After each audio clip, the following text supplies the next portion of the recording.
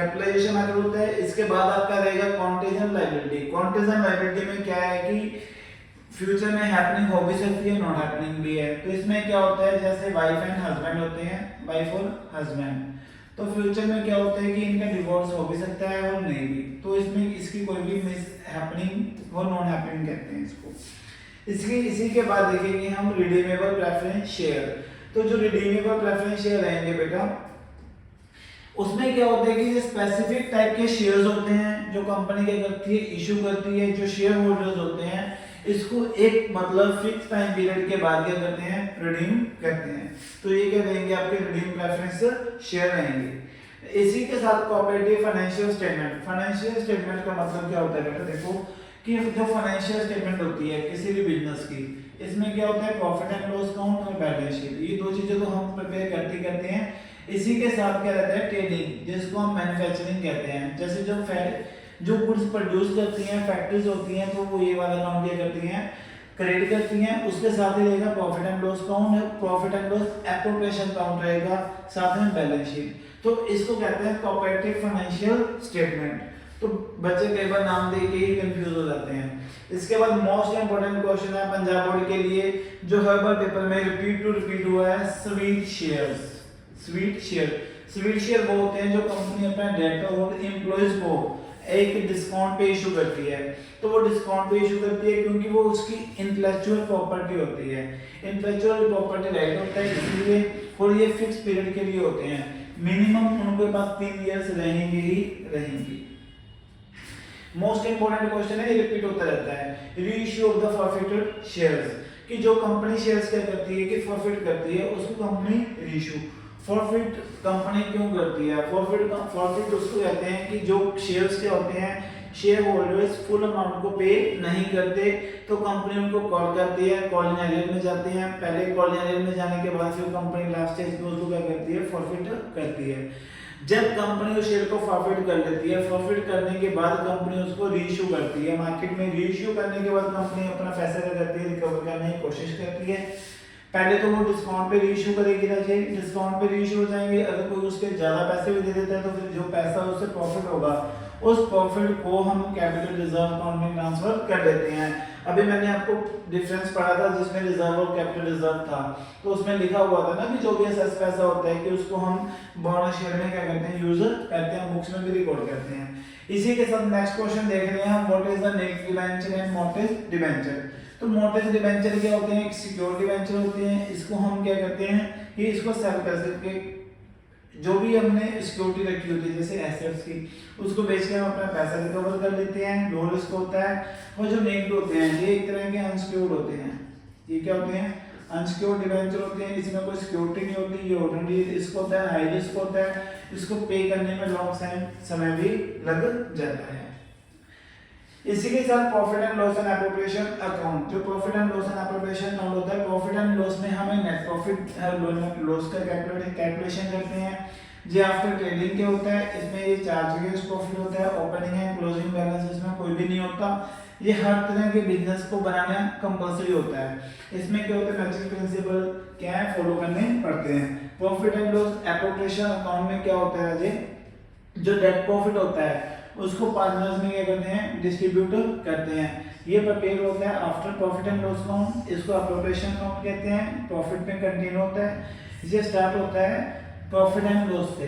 तो दूसरा क्या होता है, ये पार्टनरशिप फर्म के लिए प्रिपेयर होता है।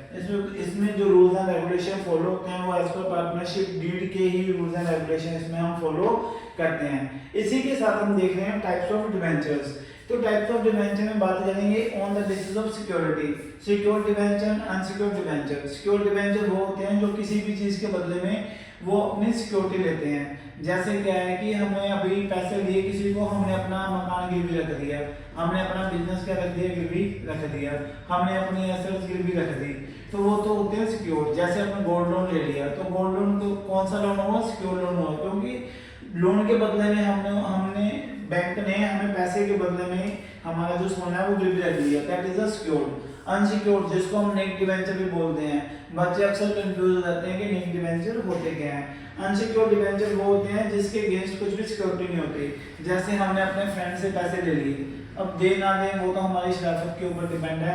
अगर हमने वापस कर दिया तो भी ठीक है, नहीं भी वापस किए वो हमारा कर तो कुछ नहीं सकता।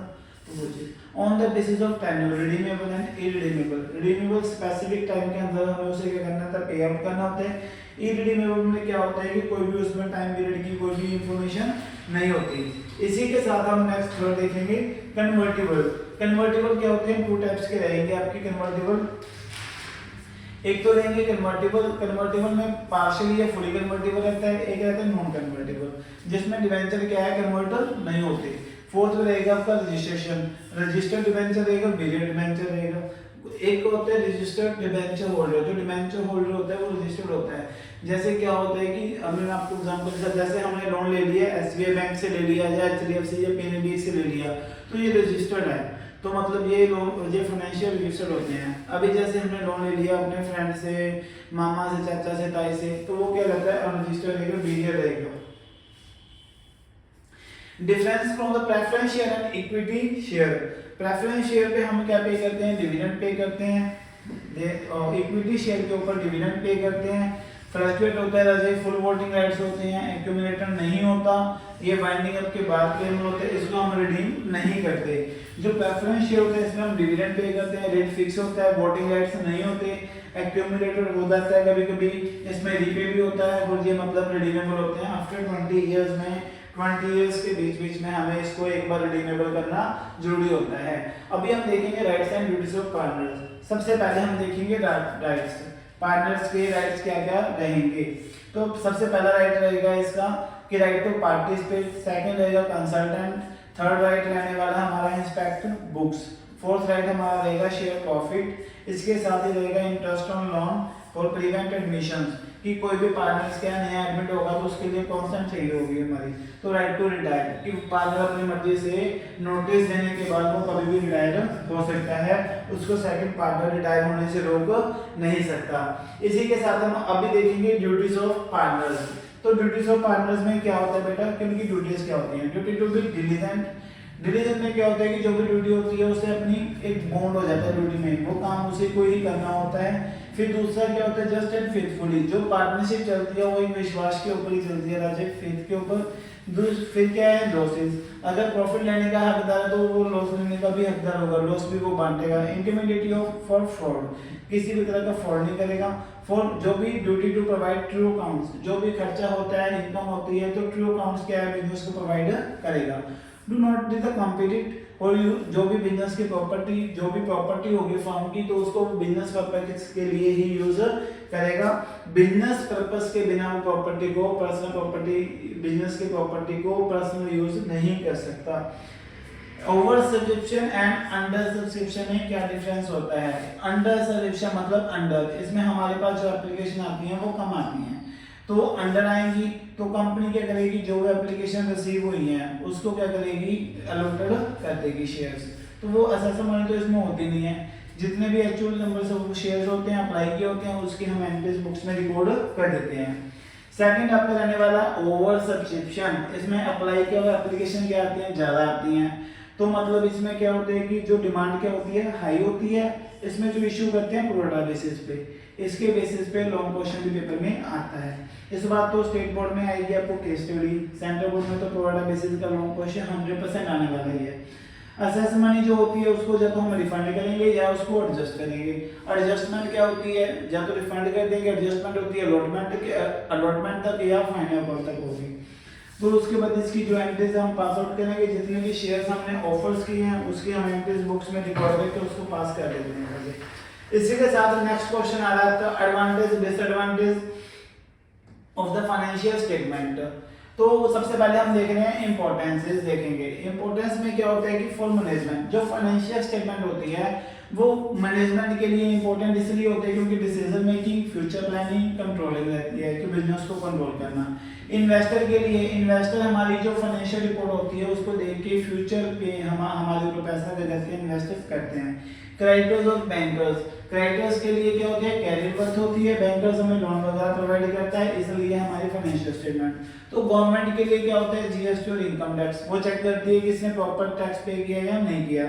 और फॉर एम्प्लॉइज रिपोर्ट हमारी इसलिए देखते हैं, प्रॉफिटेबिलिटी हमारी इसलिए देखते हैं क्योंकि उनको हर एक एम्प्लॉय को ऐसा होता है कि कंपनी हमें भी हमारी सैलरी में इंक्रीमेंट हो, हमें बोनस मिले, हमारी ग्रोथ हो, तो इसलिए वो भी कंपनी की इन चीजों के ऊपर क्या रखते हैं, निगाहें बनाए रखते हैं।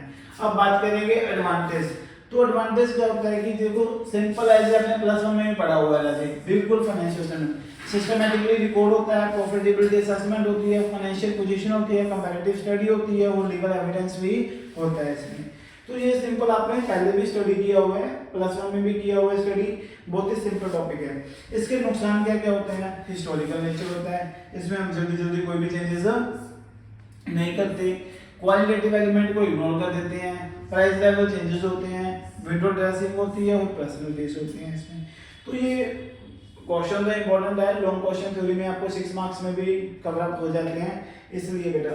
तो अभी देखेंगे debenture issued at A collateral security. तो डिबेंचर कोलेटरल सिक्योरिटी क्या होती है, सेकेंडरी सिक्योरिटी होती है, प्राइमरी सिक्योरिटी होती है, अलग चीज होती है, और ये सेकेंडरी सिक्योरिटी। प्राइमरी सिक्योरिटी क्या है कि जैसे हमने लोन लिया, अब बिजनेस की मशीनरी के ऊपर हमने लोन ले लिया, तो मशीनरी तो क्या होगी, प्राइमरी सिक्योरिटी होगी। उसके बाद सेकेंडरी सिक्योरिटी पे हमने डिबेंचर इशू कर दी। तो जब प्राइमरी सिक्योरिटी क्या रहती है, इनसफिशिएंट रहेगी, तो फिर जो पैसा रिकवर है वो सेकेंडरी सिक्योरिटी से पैसा रिकवर किया जाता है। इसी को हम क्या कह रहे हैं, हम डिबेंचर क्या कहेंगे, debenture issued at A collateral security. अभी हमारा यहाँ पे क्या होता है कि जो हमने आज क्वेश्चन डिस्कस किए हैं वो क्वेश्चंस 100% आपके एग्जाम क्रैक करने वाले हैं, 100% आपकी जो परसेंटेज की ग्रोथ है उसको इंक्रीज करने वाले हैं।